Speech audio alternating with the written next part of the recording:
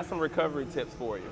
What we want to do when we have recovery issues, problems, we want to make sure we have something for ourselves that we can do. So we want to touch the area, we want to palpate it, we want to release the area, and once we release it, we're going to stretch it, and then we're going to activate it with its opposing muscle group. All right, straightforward, it's about 4 steps, but it goes by very quickly. All right, so for the calf, we want to go straight through this procedure really quick. So first of all, we took the leg, we're going to palpate it right here, all through, because this is for the calf. All right, then you can also check through the front. I know it's not the calf directly, but there's a relationship between the two. So like right in here, maybe a little bit tender, but a lot of spots will hide. So yeah, she confirmed that. So you want to go through the front, you want to go through the back. All right, because this is an antagonist to this calf, but we'll get to that at the end. So we went through, we palpated the area. Now we're going to get it to release. So we're just going to activate by massage, get that stuff to break up. Now, you could do that like this. You could do that by gun, just like that. You can do that any way. All right. Then we want to go into a stretch. Bring that out. All right. So we're going to go like this. Make sure you feel it in the calf. Her knee is straight, it's locked out. If her knee was bent, you'd feel it in the soleus, all right? But we're just focusing on the calf right now. Hold it for about 10 seconds or so. Then we wanna let that go, just like this. Now we wanna get an activation. So for the calf, to get an activation, we wanna push down on the toe. So go ahead, push down like a gas pedal. Good, and I want you to hold it, just like this. Release, release, release, let it go, let it go. And we're gonna do that 2 more times. Push down into it. Good, good, good, 2 to 3 seconds. Let it go, let it go. And then activate again, push it. Good. So now that we've palpated the area, now that we've released it, now that we've turned on that muscle, now we wanna turn on its antagonist. All right, so go ahead, bring this back up towards you. This is working the shins, but there's a relationship between the two. So what we did by releasing it, stretching it, and then also getting the muscle to fire and the antagonist to turn on, relax. You've basically released the area, reset the surface, fixed the length of the muscle, so now when you go to contract it, the muscles are gonna be able to work in tandem, activate again, because you've lengthened the front part, and then you've activated the other part. So now they can work as a team because no one's not working more than the other. Good, relax. And one more time. Good. All right, relax. Okay, so next one. So we're gonna do the calf. Same thing as before. You wanna, so switch legs. So you wanna put a little bit of bend. You wanna put a little bend in the calf. Or you want to put a little bend in the knee, so let's do this one like this. So what I want you to do for this one, I want you to go through your leg and go ahead and touch it. So go back like that. There you go. Yeah, don't hurt a nail, don't hurt a nail. All right, so about towards the outside. So we'd want to say like right here. So the outside is typically going to have a lot of spots. When you're doing your releases, you want to look at the belly of the muscle as well.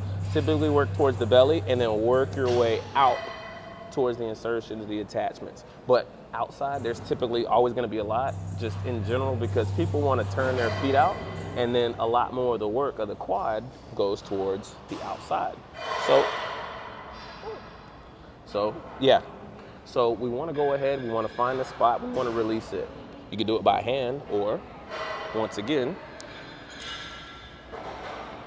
with the gun. All right. Gun is nice. You don't need to stick it in the area very hard. You just go over the surface. You want to bring blood to the tissues because if you bring blood to the tissue, it's going to be easier to break down those trigger points. Now myself, I'll do this for like maybe 10, 15 seconds, but then I'll go over the trigger points with my thumb or my fingers because I want to go through it methodically and then I want to feel it kind of release. I don't want to leave this on too long, and sometimes those trigger points, they won't break down, they'll stay sticky, and then you'll be like, Brian, I use my massage gun, but then I put it on the trigger point, but the spot got worse. Well, sometimes too much pressure too soon will cause it to tighten up. If it tightens up on you, that's a problem, because then you're not gonna get the release that you're looking for. All right, so we release the area. Now we wanna go ahead and we wanna stretch it. So what you're gonna do, you're gonna get like this.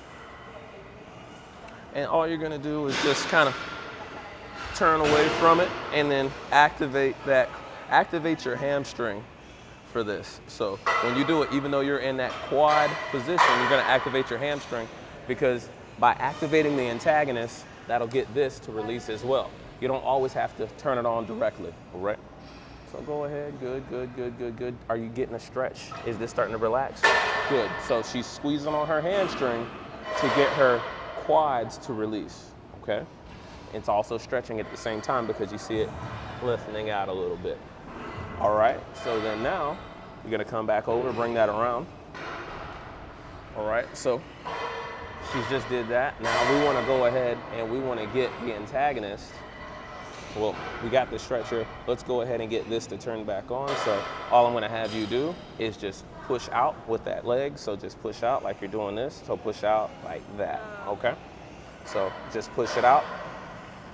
Good, good. Push it out. Bring it back, push it out. And I'm giving her resistance. She can do it without me. Bring it back, so push it out. Good. Do you feel the contraction there in the quad? Good. Got a nice extension of the leg, good. Just like that, and good. So now, she just extended that leg out. She turned on that area, all right? Now, she's gonna activate the hamstrings, because in this position, the hamstring is gonna be an antagonist. So you're just gonna pull the heel to your glute. Pull. So, yeah, there you go. Just like that. Relax, just pull to the heel. Good. And sometimes if you don't have a slide, you can use a band. But as long as you turn on that area, squeeze there in that hamstring, you're getting that activation. That's what we want. You get the relationship between the two to lengthen out. You get the release in the area, so then when you actually get up and start doing work, there's gonna be continuity. All right, so let's do one more. Let's flip to your stomach.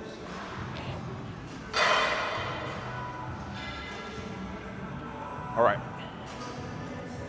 So this is another one right here. All right, you may actually need, let's roll to your side, face the camera. So bring this knee up.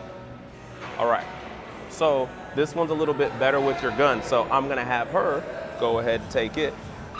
All right, so what you're gonna do, you're gonna hit that button right here.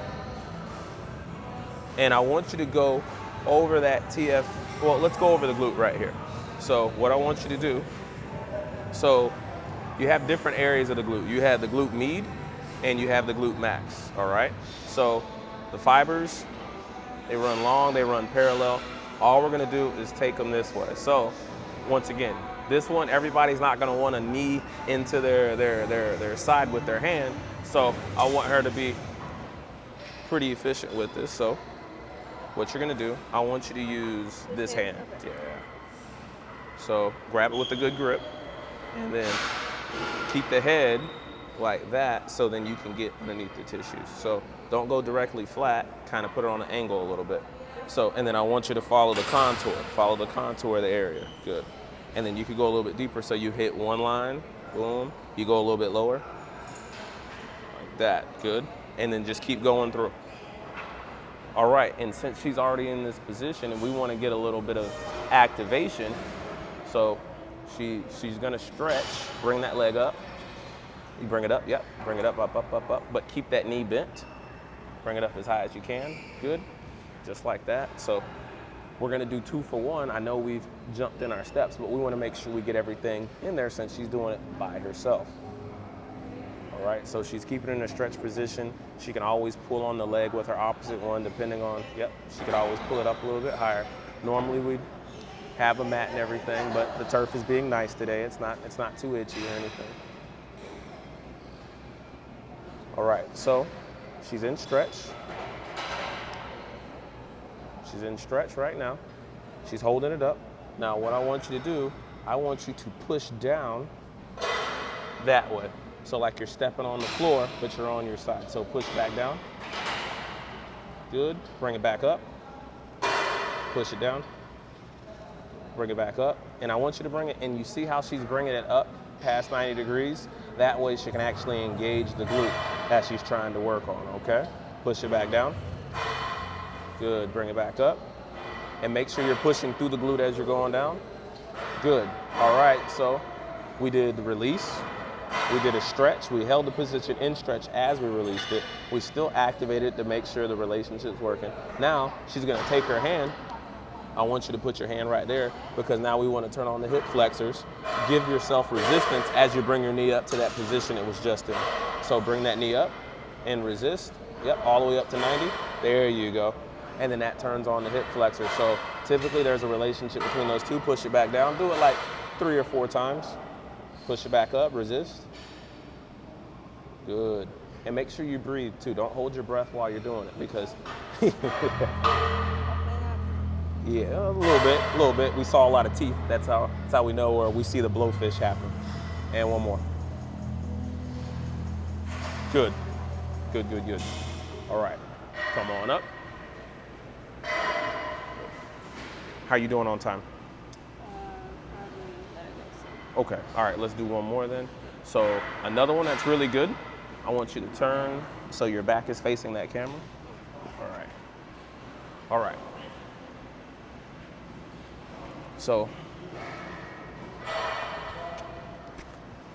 sometimes when you're working, you know you can't feel everything that's going on with your hand, but you know there's certain areas where you can reach back and you could, okay, it's close to here, close to there.